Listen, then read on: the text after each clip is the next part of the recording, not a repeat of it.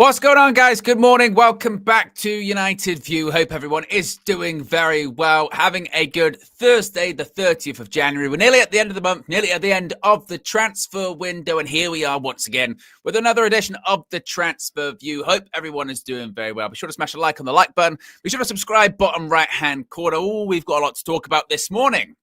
We're going to be talking about that press conference yesterday. Yeah, you just knew, didn't you? You just knew after the weekend. You knew after what Ruben Amorim had said about Mathys Rashford, about the reasons as to why he wasn't included in the matchday squad, about including a goalkeeping coach that was in his 60s. You just knew he was going to be asked plenty of questions about Mathys Rashford, and indeed he was, and he is not backing down. And this is kind of my point I was making to Flex the other day when I was saying, look, something's got to happen. Something's got to give, because I don't see any way that he can be reintegrated back into the Manchester United matchday squad. Of course, he was training yesterday. He was part of the opening training session. It's not part of the squad that flew out for the game against FCSB this evening in the Europa League. And Amorim says, he could possibly be reintegrated, but he's just got to change. And I don't think we're going to see much change, because we've been in the same situation, haven't we, for the last, 6 weeks? Something like that. So we'll be chatting about his quotes. We'll be chatting about what happens next, if anything is going to happen when it comes to all of it. We'll also be talking about Mathys Tel. Now, this was something that we spoke about yesterday morning, that this could be a thing. Manchester United was sort of sniffing around, etc., etc. But then a lot happened. A lot happened yesterday, didn't it? A lot happened with David Ornstein saying Manchester United were interested, were exploring the conditions of a loan.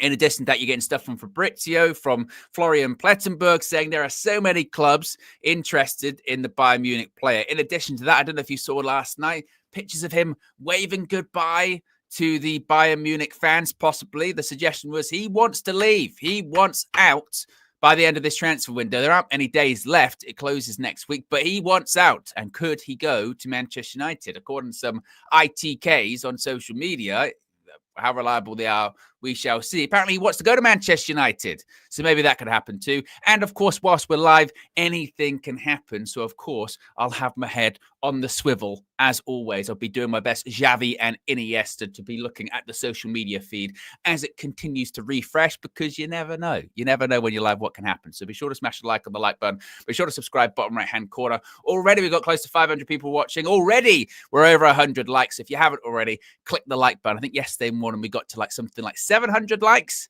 I don't know if we can do that on a solo stream, but anything is possible, just like the transfer window. So if you haven't already, click that like button and be sure to subscribe. Right. Let's talk about the presser. Let's talk about the press conference yesterday. Ruben Amorim talking to the assembled media ahead of the final Europa League phase match this evening. Of course, Manchester United looking to secure their spots in the next round automatically, not have to go through the playoff phase or anything like that. Of course, we are guaranteed to either be in the playoffs or going through automatically. We don't run the risk of going out or anything like that. You kind of got a taste for it last night with the Champions League, didn't you? Of all of the games starting at the same time, it's going to be the same this evening. All of the games starting at 8 p.m. Of course, we'll have the match for you, a special Trinity version, Flex, KG, and myself to guide you through. And Amorim was talking to the journalists, he's talking to the media, and of course, I mean, it's predictable. Why talk about the match? Why talk about the match? Why talk about the Europa League? Boring. Let's not talk about that. No, let's not talk about the match. Let's not talk about any positives or anything like that. Let's talk about Mathys Rashford. So that's what it was going to be. Of course, after the quotes at the weekend, it was only going to be about Mathys Rashford. And Ruben Amorim is not backing down, is he? This is what he had to say. So on Mathys Rashford, he said, and he was asked about his comments at the weekend. He said, my sentence was that I wouldn't put any player that doesn't give the maximum. I didn't say only Mathys Rashford.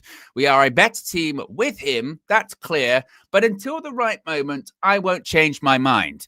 Now, this was something that he kind of, I suppose, reiterated, isn't it? It's really what he kind of reiterated at the weekend, because he even mentioned it would be useful. It would be useful to have Mathys Rashford on the bench. It would be useful to have Mathys Rashford's pace to be brought on and change the game, or have an option But it's bigger than that, which goes back to, once again, doesn't it? I think this idea that, Ruben Amorim just doesn't fancy Marcus Rashford's quality as a player is kind of hogwash, isn't it? It's a bigger issue than that. It is attitude. It is training. It is lifestyle. It is, interviews. It is PR. It is everything you can possibly think of, isn't it? Right? So it continues on.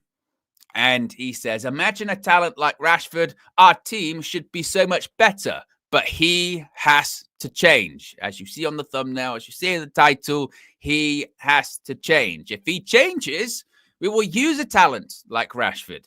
But in this moment, we have to set some standards. And this is interesting because he's used the word there. He's used the phrase there that people want to hear, don't they? Right? So for all the people that will eventually push back and say, this is outrageous. I can't believe a manager or a head coach would say such a thing about a player. Don't you realize we're trying to get rid of him right now? Don't you realize we're trying to move him on? This is just wrong. At the same time, people say standards, don't they? Right? That's what it's about, standards, implementing standards. Which one do you want? Do you want Player FC or do you want standards? That's what it should be. Standards, though. He carries on by also saying, I have nothing against Marcus Rashford. I have nothing against Marcus. I just have to make the same rules for everybody. He also said, if Rashford will change, we are more than happy to have Rashford, but we have to set standards. It's not personal. And finally, he also says, this is actually from a Fabrizio Romano video on his YouTube channel, rather, saying that, as you can imagine, Marcus Rashford and Ruben Amorim's relationship is completely broken. Now, Rashford, as I mentioned, was part of the open training yesterday at Carrington. He was there, as was Luke Shaw. There was the bit of the awkward thing where they had the little tunnel. Sometimes when players come back or it's their birthday or something like that, it was Ruben Amorim's birthday. It was Darren Fletcher's birthday, so that they went down the tunnel and people were like, it's awkward. Rashford, maybe pat on the back was a little bit stronger.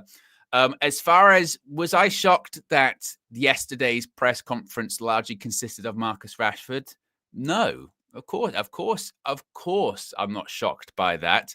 How many times have we said that the journalists, particularly the British journalists, particularly the journalists that cover Manchester United, they are not your friends and they do not play fair. If they smell blood in the water, they will keep going at it. And it doesn't matter if you say you're not going to answer a question. It doesn't matter, frankly, if you do answer the question. They have to get their slice of the pie. They have to get their quote for their outlet. They have to keep pushing and prodding because eventually they might get something. So I'm not shocked by that at all.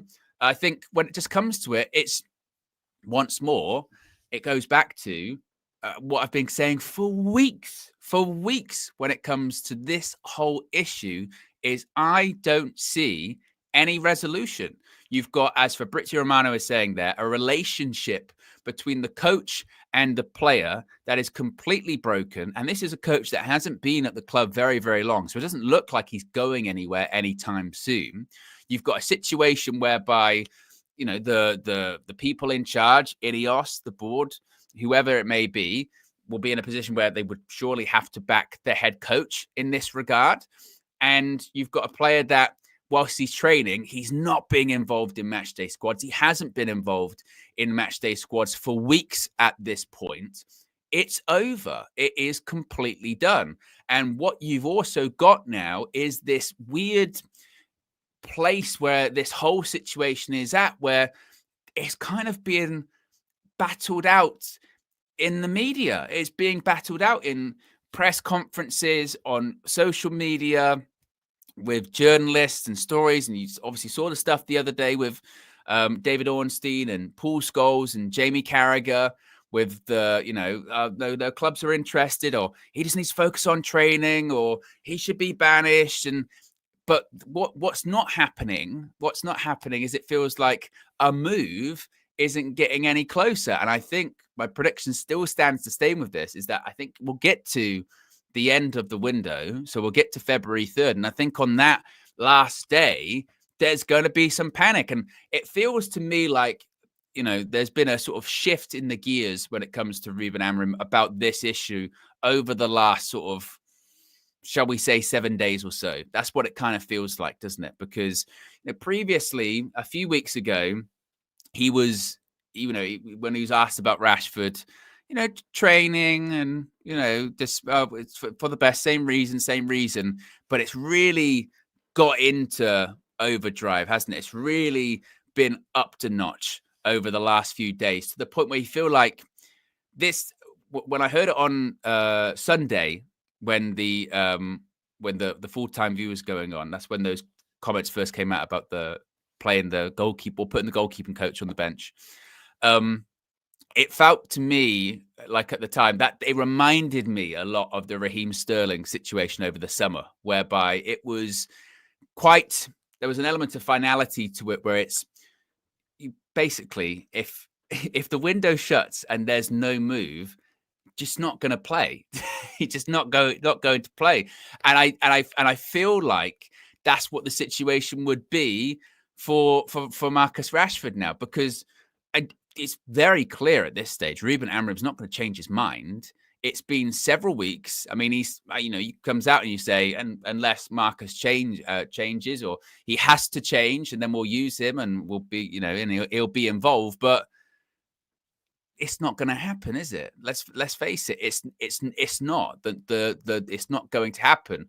I think that the more public that Ruben Amorim is making this, well, I say making it, the journalists are asking him questions, and he, as we've seen in all of his press conferences, has no problem with being honest and no problem with telling what he perceives to be the truth, or his truth, certainly.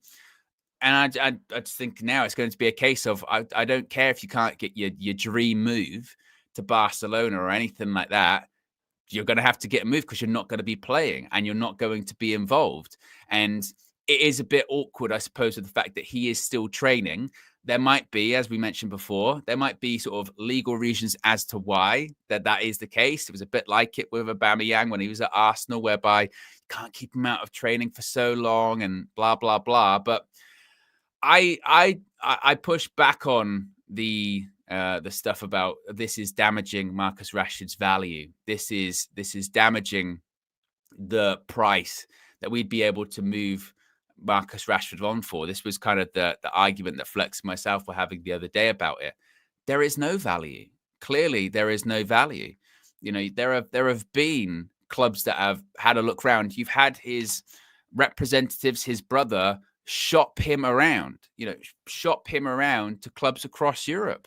Go to AC Milan, go to Barcelona, go to wherever, was it Dortmund, Napoli, wherever it may be, and they've all gone no. They've all gone no, because they look at the financial package and they go, no, can't do that.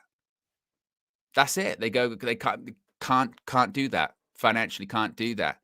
And these are loan moves. This isn't even anything permanent. This is because it's January, and then even in the summer, would that happen? I don't know. It's so to the idea or the narrative that, well, this is making it harder. This is making it more difficult for Manchester United to move Marcus Rashford on. No, it's not. No, it's not making it any more difficult at all. If anything, it's just kind of pushing more into a corner, pushing more into, I'm being serious here. I'm being honest here. You're not going to play. And I know that, look, the thing about, if he can change, he can, then we'll use him, then we'll get back in.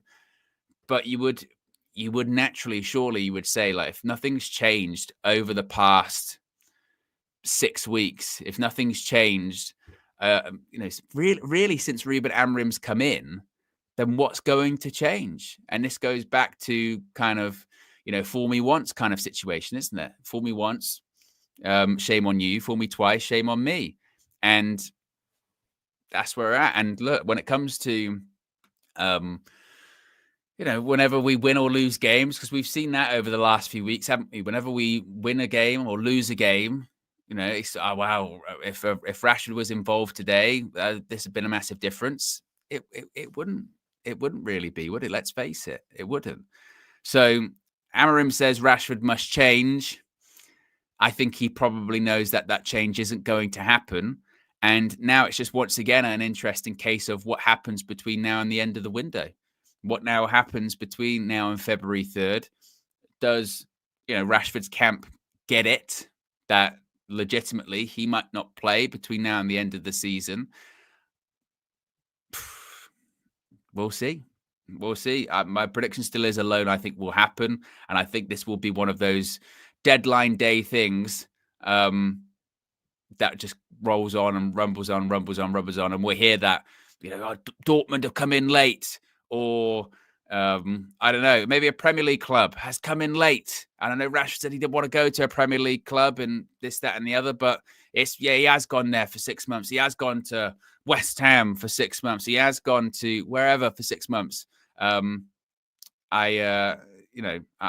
think that, again, I think that's the likely situation, because I don't think a Barca is going to happen or anything like that. Aditya says, that is a dishonest opinion, Owen. Why can't you admit that Rashford is not willing to improve? If he improves, Amorim will play him. A dishonest opinion, Owen. Why can't you admit that Rashford is not willing to improve? If he improves, Amorim will play him. Well, because I just don't think that's the reality of the situation. I don't know how an opinion could be dishonest, by the way. Here's your opinion. This is what I think. You're being dishonest. No, that's what I think. I think Marcus Rashford will leave on loan. And when it comes to what is as if Rashford was to fall in line, would Amorim play him? But I just don't see that reality as making a lot of sense. I mean, again, I think the reality of this is also part of it. Yeah. The reality of the situation is, who fucking knows what the reality of the situation is? You know why? Because the amount of PR and the amount of public relations, this is why I've called it the public relations pissing match. It's been going on for weeks, guys. Weeks. Weeks of this bizarre smoke and mirrors back and forth between the both sides of, Rashford, of United want to sell Rashford, they're looking for the right price. Rashford doing the interview of Henry Winter. I've got no problem. You've got both sides now coming out being like, Ruben Amorim yesterday. It's nothing personal with Marcus. You've got those reports. Remember when every single journalist at the same time got the Marcus Rashford story of he'd be happy to stay. He's got no problem with Ruben Amorim. Both, when you say both of you are protesting a little bit too much for my liking here about how much you don't like each other. When you've got a co-worker and you don't like him, and there's the intermediary, and they keep going, what's the problem with you and that person? And you go, I've got no problem. No problem at all. He goes, well, they say they got no problem with you. Yeah, fine. Got no problem. You go, but there is. Clearly there is. Clearly no problem at all. And it's fun. I'm training. I'm at training every day, and it's cool. It's and I'm at the games. Come on, the boys. And good win today, guys. And and then Ruben, why is Marcus not involved? It's that same reason. Like, clearly, there's something far, far bigger here at play. It's quite obvious, isn't it? And frankly, it's been there since the very, very beginning of Ruben Amorim's tenure. And we're like the second press conference or something like that. He's asked about Rashford, and he says he has to be Marcus. Something happens after that, and he can't get a sniff ever since. And that's when the interview happens. That's when this happens, that happens. And I'm sure between now and next week, when the window does shut, we'll probably get a bunch more stories from both sides. It's just, but the only resolution I see, is that he ends up going out on loan. And that's the only resolution I see. Because, he's saying that Rashford must change, but I don't see what will. I think that's the other part of it, isn't it? You can say that people must change, but it's a bit like with Jadon Sancho, wasn't it? Whereby he was reintegrated. He went out on tour and he played in the Community Shield, and he was part of the pre-season. But everyone also everyone knew he was going. Everyone kind of knew that he was probably going to end up leaving. And once the real game started to happen, once the real game started to play out at the beginning of the Premier League season, and then Jadon Sancho wasn't involved, you're like, oh, they've made up, but they haven't really made up, you know. They've made up, but they haven't made up. And that's what I think it's a bit like with this Rashford thing now, isn't it? Is that he's in training, but it's but the relationship, as Romano has said, it's done. It's over. And to be honest, once it is over, I mean, it's a bit like, I suppose, when Sancho went out on loan last January. I'll be glad, that we don't have to talk about it every time, because it was a press conference once again that barely focused on the game, that barely focused on football, that barely focused on results. And you just kind of thought, hadn't you, that we'd got to that point with the Rashford stuff, that it sort of died down a little bit. And then once again, it's like, bang, comes back up again, and then it flares up. And it was like that with Sancho last year, wasn't it? Sort of died down, then would come back up. Then wherever they do go out on loan, if they, heaven forbid, they score a goal, then that means Man United in the mud, Ruben Amorim in the mud. That's what it will be. It's just, my goodness, it is a madness. It is a madness indeed. So there you go. Of course, if we get anything else on the Rashford situation, we shall talk about it in a future video, because, of course, it's the news. It's it's always my favorite comments. These ones are just, I wonder when Rashford leaves, if we'll find another player to talk about daily. It's almost like it's, the news, isn't it? It's almost like it's the news. It's kind of wild. You notice that, when we don't talk about Eric Ten Hag daily, or Jadon Sancho daily when they do leave, it's kind of, or Scott McTominay daily. They come up a bit more, so much more infrequently once they're no longer here in the news, isn't it? It's strange, isn't it? Very, very strange. Let's talk about Mathys Tel. Let's talk about him, because he's in the news as well. David Ornstein yesterday, right, in an interesting piece from The Athletic, saying that Manchester United are interested in a potential move for Bayern Munich forward Mathys Tel, should the 19-year-old be made available to leave on loan before the transfer window closes. Now, this is quite interesting because, of course, so many people are seemingly interested in him. The Premier League club are not actively progressing the situation while they focus on departures, but signing Tel on a temporary basis carries an appeal at Old Trafford. Contact so far has been with Tel's representatives rather than Bayern Munich. So again, it's not as if this one's like super advanced.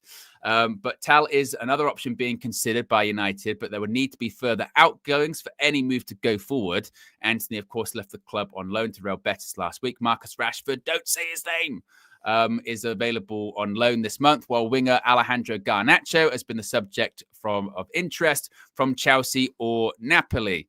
It continues with Romano saying more on this situation. Permanent moves are also being assessed, as all options are, I guess, for his departure from Bayern. Chelsea remain in talks since the beginning of January, pushing for a permanent transfer. Tottenham are also keen on Tel, based on the fee requested. Manchester United have also called and asked about loan conditions. So this one wouldn't be a permanent one. But Florian Plettenberg is also saying that 4 Premier League teams are specifically interested in Mathys Tel. They have gathered all information, are in contact with Tel's agent, as some have already reached out to Bayern, Chelsea, Manchester United, Arsenal, and Tottenham, even though Ornstein had said that they hadn't reached out to Bayern. So again, different details. In addition, clubs from the Bundesliga, France, and other countries are keen on him. Bayern are considering both a loan and a permanent deal. Everything is possible. His contract runs until 2029. Max Erbel said, we spoke in December, and Mathys said he wanted to establish himself. Now he says he wants to leave. There's no bad blood. I can understand him. I've rarely had so many clubs call me about a player before. So certainly, this one looks like, certainly he looks like he wants to leave, isn't he? He said that he wants to leave, and he wants to leave in January. Now, Chelsea have been all over this deal since the beginning, haven't they? Since the beginning of the month.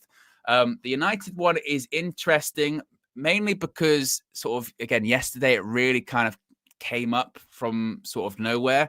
I forget who it was, but there was like someone on Twitter who's like a Spurs ITK and Spurs are interested in Tel, and we're saying that Manchester he wants to go to Manchester United, so that's the destination that he's going to be looking for. As a loan, you could see it. Once again, I think it will depend on what happens with a Rashford. Does he go out on loan? Obviously, what happens with a Garnacho, something like that. Paul O'Keefe, that's who it was. Big up Lil Yo-Yo. So I think it might be something. Again, it depends on outgoings. Fabrizio Romano has just tweeted saying the race for Mathys Tel is starting to heat up, with Premier League clubs pushing. Tottenham open to investment on a permanent transfer, as their director was in attendance in Munich last night. Chelsea are there still. They've called for a permanent deal. Manchester United have called for a loan deal.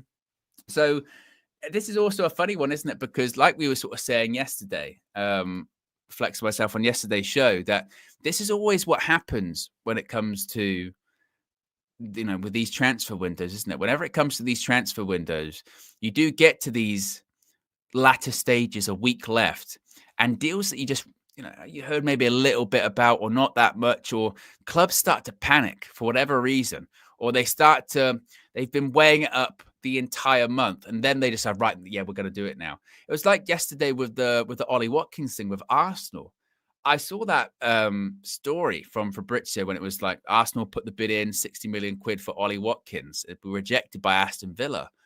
And I was thinking to myself, like, you've had all month, all month to put a bid in, or all month of all of your fans going, we need a striker, we need a striker. And then they decide to do it with like 4 or 5 days left of the window. It just bizarre, absolutely bizarre.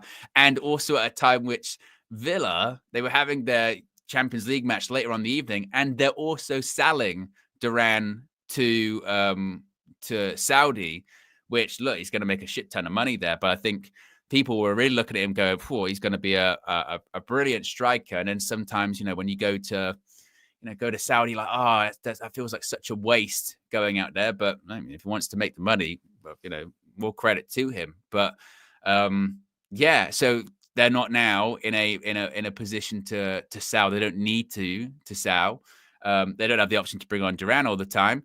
But certainly they've got a lot of money that they can then spend. I mean, obviously we know that they're looking to get Disasi from Chelsea. They're looking to get João Felix from Chelsea as well.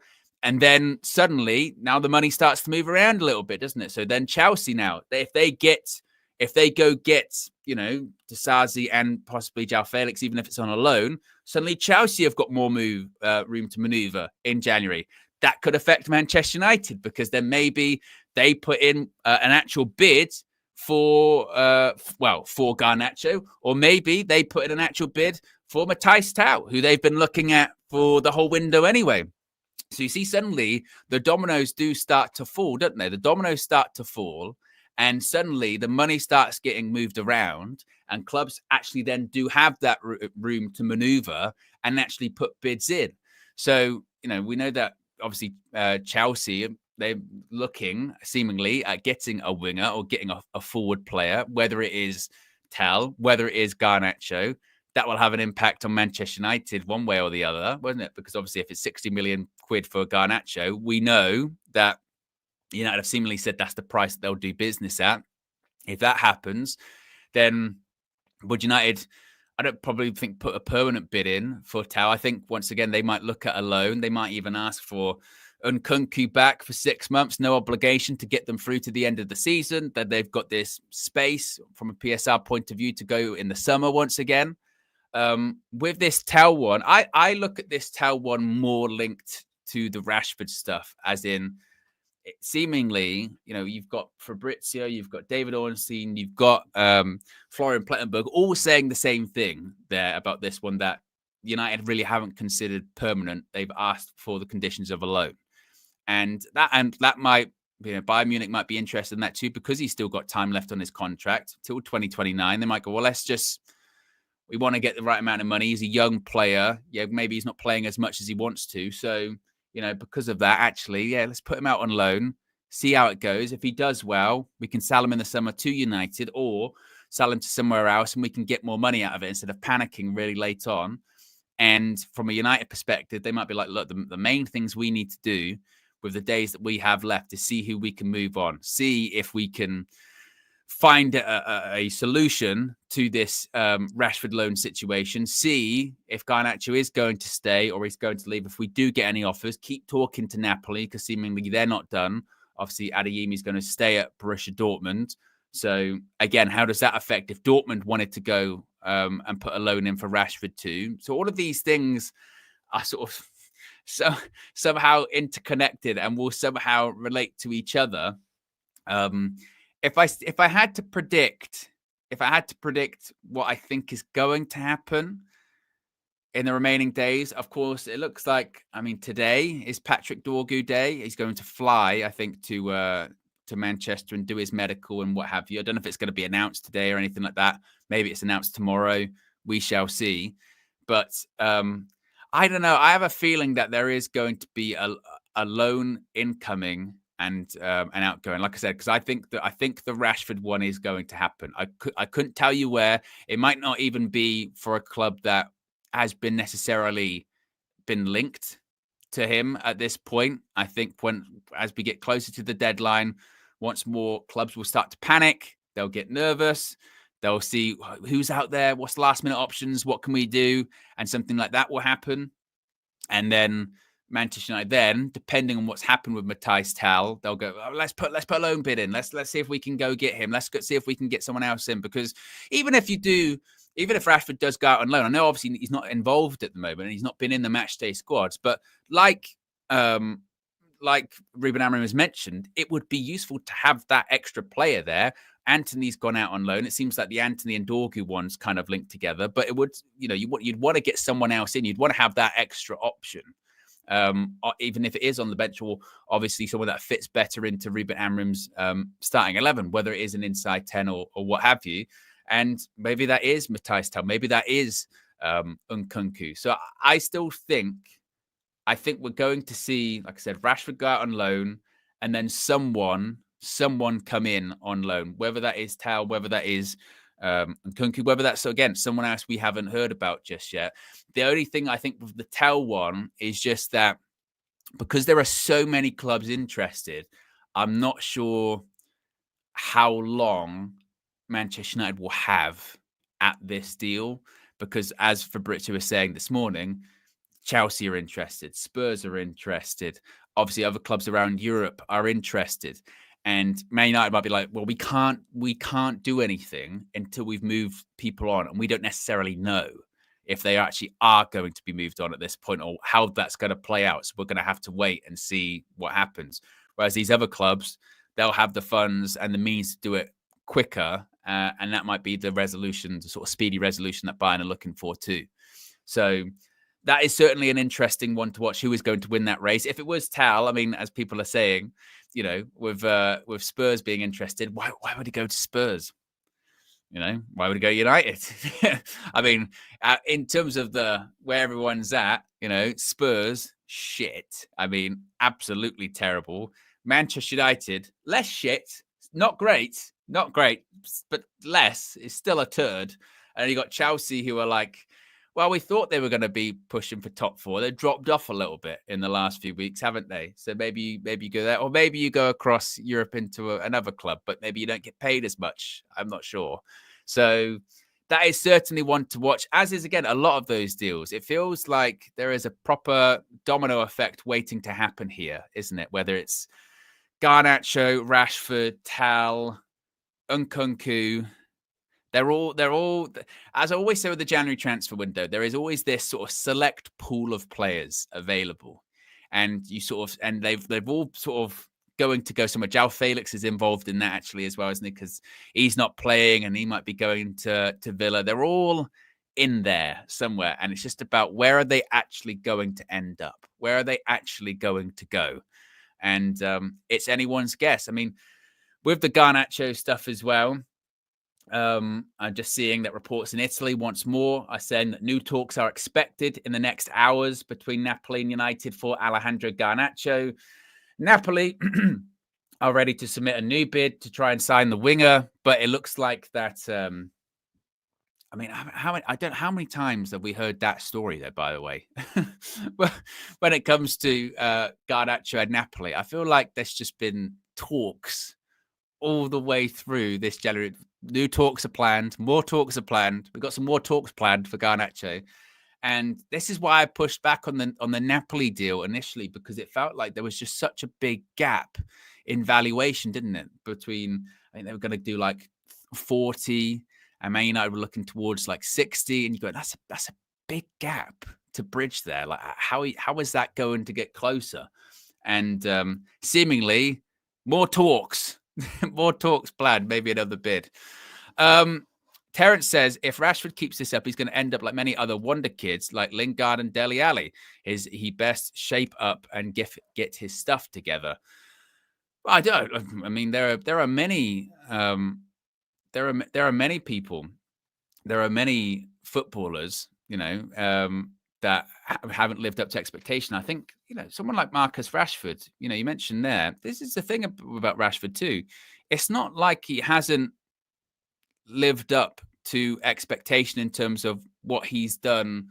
We spoke about it yesterday in the match preview of Bruno Fernandes had scored. I think when he scored against Rangers, he had got 10 goals for Manchester United in the Europa League or something like that.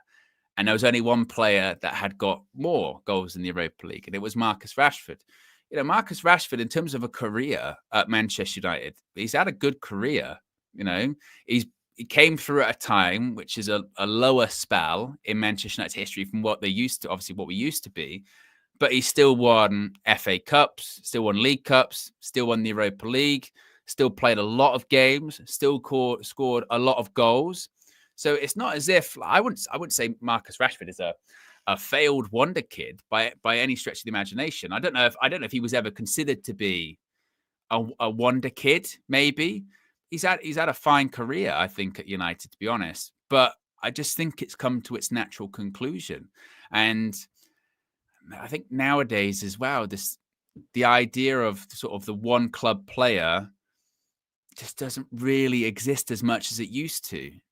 Of the player that comes through academy, they stay there for their whole career. That's it. I mean, obviously, you do have some examples, not many, and I just think that again, it's come to a natural end. I do think he's probably been a victim of playing too much football from a young age as well, but. Yeah, I wouldn't say that he's failed or anything like that at Manchester United. And I wouldn't say the failure of Manchester United is completely on his shoulders as well. I think that's an oversimplification of it, because the failure, let's make no mistake here, the failure of Manchester United over the past decade or so is firmly on the ownership of the Glazers. I mean, this is financially why we're talking about selling Garnacho. This is why we're talking about selling Kobe Mainoo. This is why we're talking about all these things, because they've bled the club dry. They've overpaid for players and contracts. They've put people in positions of power that did not deserve to be in positions of power and made terrible decision after terrible decision.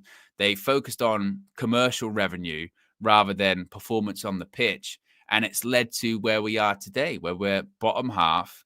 They solicited, people buying into the club, i.e. Ineos, to try and bail them out. And it's made things just as bad as it's ever been. So I wouldn't put that on Marcus Rashford. I think that's way too harsh onto him.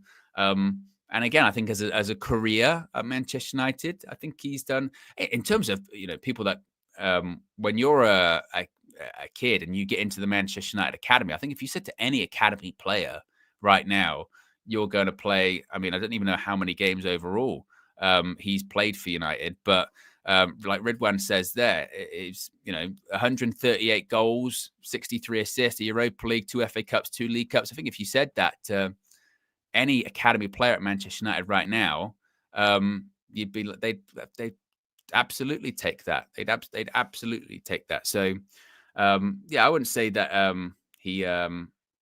He's failed or anything like that. I just think it's the natural conclusion to it all. And I would also just say wherever he goes next, I think you would hope that there are people sort of close to him that sort of say, a lot of these PR people and stuff around you. This is actually, it's not even really a Rashford thing. This is, I suppose, a footballer thing. And maybe this is just how it is nowadays of modern footballers. But, the sort of brand coming first and then everything else coming afterwards. It just feels like that's the downfall of the modern day footballer, isn't it? I think a lot of players see how revered and how strong like the Cristiano Ronaldo brand is, or the Messi brand is, or even like to an extent, the David Beckham brand is. And I go, oh, I want a bit of that. And obviously there's so much money to be made off these footballers nowadays, whether it is from PR, advertising, sponsorship, social media, you name it. But it's weird that what's been lost out in all of that is, well, that always has come from a place of success on the pitch. I mean, the Cristiano Ronaldo brand and, the Cristiano Ronaldo following stems from the fact of he's arguably the greatest player ever, and the success that he had on the pitch and everything else, permeates from that. David Beckham, obviously a huge brand. He was a very, very, very good football player, very successful football player. If anything now, I think maybe with younger fans, they don't actually know how good David Beckham was because they're like, they just know David Beckham, the person. You go, he's a really good player, captain of England, like really, really good, really, really good. Arguably the best person on a set piece ever, and all of that sort of strength in the brand, or even someone like Zlatan, there's a whole like I'm Zlatan. He's got the Zlatan brand, like came from the fact that he won like all the time. All the time, he's a winner.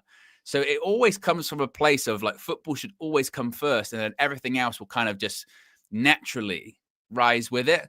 But I think nowadays that kind of gets a bit lost on a lot of players because I think that when players are coming through academies, there are so many people that surround them, and like I said, social media people, public relations people, and sponsorship people, and you just kind of move away, don't you? You kind of just move away from where you started at, and it's but I think that's just football nowadays. We've got 1,200 people watching. Where are we at in terms of likes? We're about 125 likes away from 500. So if you haven't already, click the like button. Be also sure to subscribe as well, bottom right-hand corner, to make the top right-hand corner move. As you can see, we are currently 70 subscribers away from 188,500. And tonight, the Europa League continues for Manchester United, because tonight we'll find out if Manchester United indeed are going to be going through automatically, or whether we're going to be going through via the playoffs. We are going to be playing more games in Europa League. We know that. We just don't know specifically if it's how much more it's going to be. What did everyone think last night of the Champions League with the new format? Because of course this is what it's all been building to, isn't it? This is the first European campaign of the league phase, and as you saw last night, you had some situations where it was must win, like Manchester City must win. Eventually they did win, and there was drama there. I think they're trying to sort of replicate, aren't they, the drama of we've seen recently with, the last few of the sort of World Cups and European Championships, where every game kicks off at the same time, and then lots of things keep moving around, and that gets very exciting. I mean, for United this evening, if we win, we'll be through automatically. Even if we get a point, probably be through automatically, I think, most likely, given the different circumstances, given the different permutations. But I like the drama. I enjoyed the drama last night. I enjoyed looking at different teams scoring, and then that meant that at one point City were going to be going out, and at one point these people were going to be in, and what have you. I mean, it's not, I suppose, when it comes to Europa League, it's not as exciting. I mean, the teams aren't as big when it comes to it. I mean, to be honest, the fact that, and KG's mentioned this many a time, and it's very true, the fact that there are no Champions League teams dropping down really, really does favor us, because, and this is what's so strange, isn't it? This is what's so strange with, with the Europa League this season, because like you do look at that table, and as bad as we are, right? As bad as we are, as rubbish as we are, we still do look. I do still, and maybe I need to, just stop on the hopium and copium and what have you. But you look at the teams that are in it, and you go, surely God have a good chance at that, right? But yeah, I mean, there's only 3 teams that haven't lost in this league phase. It's us, Galatasaray, Lazio. I mean, there was clubs that we would struggle probably against. You know what it is as well. It's like, we go. Oh, the thing is, we played Tottenham twice this season. We've lost both times. As shit as we say they are, we've still lost twice to them. But I don't know. It goes back to just not being able to trust the players, isn't it? Even if we were like, I don't know, 7th or 8th in the Premier League, you'd look at that Europa League table and you go, yeah, of course, United should be going all the way. Yeah, absolutely, United go all the way. But seeing some of the performances still, I'm like, I don't know, man. I really don't know. But when some of the games we've played against already in this league phase, whilst we've won them or drawn them, we've still struggled through those games massively. We've struggled through some of those games. And actually, you look at some of the people that we've struggled against. Porto, we drew with. As it stands, they're going to be eliminated. FC Twente, we drew with. As it stands, they're going to be eliminated. Fenerbahce, we drew with. As it stands, they're just about to sneak in to the playoffs. They're in 23rd. Remember, it's up to 24th, and then the rest get eliminated. But we'll see what happens this evening when it comes to that. So we've kind of struggled when it comes to some of that too. So I don't know. But when it comes to tonight, just focusing on tonight. Look, FCSB, they're currently, as things stand, going to be going through automatically. So they'll be like, they need to win, or at least maybe get a point, probably win, to secure their place in the automatic qualification part. So it's not going to be an easy game by any stretch. So there will be certainly some drama associated to it. And then obviously we'll see what happens with United moving forward with the fixtures afterwards. But as far as the format, I mean, I haven't. I think it's been all right. I think that sometimes the pushback to it. I mean, I'm old enough to remember when the Champions League had 2 group stages as well. So, this was my pushback initially when there was a lot of, I don't like this change, or I don't like the fact that it's moved on. I mean, let's face it, the reason the format and the competition change was money. They wanted more match days, more money. That's always what it's all about. It's not about, and they were like, oh, it's for the fans. Fans can experience better games. It's about money. That's always what it's been about. But football evolves, and football changes, and competition format changes. It feels like a lifetime ago already that the away goal rule used to exist. That's now gone. That doesn't happen anymore. And it's still up for debate whether that's a good or a bad thing. Some people like the fact that it's more even, that, home and away, and it's just team that wins on aggregate. That's what it's all about. Some people like the away goal rule, the fact that, it gave the incentive for teams away from home to get a goal. And then it made sort of second leg more dramatic, or we would have these situations, wouldn't we, where a team would be sort of battering you 3-0, but you get an away goal and you go, I tell you what, it's back on next week. Only need a couple of goals, something like that.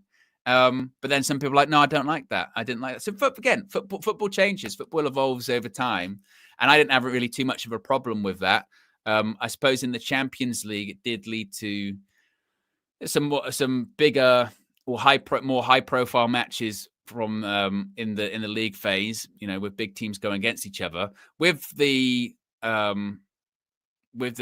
United one, with the Europa League, it's not really led to bigger matches or anything like that. And this Europa League campaign thus far, it has been weird, really, hasn't it? It's been it's been strange because every match so far has been like pulling teeth, hasn't it? Really, You know, you go back to obviously the first 3 games, we drew all of them. And then even the games that we have won since then, they've all been such a slog to get through, haven't they? Obviously, when we got the first win against PAOK, and that was obviously Ruud was in charge on an interim basis at the time, and it was 2-0. But I remember watching that game. It was just a rough game to watch, and it was really Ahmad 2, PAOK 0. It was not a good game of football. Then obviously we had the Bodo Glimt game where went 1-0 up early, then go back to 2-1 down. This was a Bodo Glimt side that had rotated quite heavily because they had like a league championship game at the weekend. We did come back and win, but as I said, was not a straightforward game by any stretch of the imagination. Then we had Victoria Pilsen away from home, and another one whereby we had to come back. We went 1-0 down. Hoyland gets 2, including a late one. So we win that game, but it was a rough watch. And they've all been like that, haven't they? Obviously, Rangers last week, where we felt like actually we played fairly well, just didn't take chances. And then they equalized late at the last minute. Bruno scores. So that's been our Europa League campaign, hasn't it, this season, of just these games where we just have to like grind out a victory or not lose. Like when we played, obviously, in the first few games with the Porto one, we went 2-0 up, goes to 3-2. Harry Maguire scores at the end. And it just was like, and at that point, we had done the whole go 2-0 up and concede 3 goals so many times.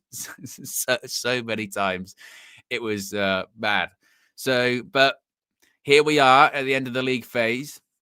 Still haven't lost. Destiny firmly in our own hands to get through automatically, and we don't need any more games. Let's face it. The narrative of the more games we play, the quicker it'll be for Ruben Amorim to bed in his system. That's kind of, disappeared, hasn't it? If anything, we're like, we need less games and more time on the training pitch. That's what we need. We need more time for that and less rotation, because the less games we have, the less Ruben Amorim will rotate, and it will settle on a team more, won't he? So that's really what we need. So get the job done tonight. I think I've gone with a 2-1. I know that's like my standard prediction for everything for United at the moment. But they're always tight, not great games to watch. It was like it with Fulham at the weekend, wasn't it? Where it was, God, that was a horrible game of football to watch. Got there in the end, got the win, and that's what it's going to be for the rest of the season. Just tough games to watch. This team away from home, which we are a bit better away from home than we are at home at the moment. But, FCSB, they're doing well. They'll want to qualify automatically too. So that's not going to be easy either, but I'm going to go with 2-1. So there you go. So that's the latest news for you this morning, guys. Be sure to smash a like on the like button. Be sure to subscribe, bottom right-hand corner. As I mentioned, there will be a full match day experience for you today. We're going to have another Trinity match for you. It's going to be Flex, KG, and myself. We did get a victory at the weekend in a Trinity match for you. So we're hoping to do another one this evening.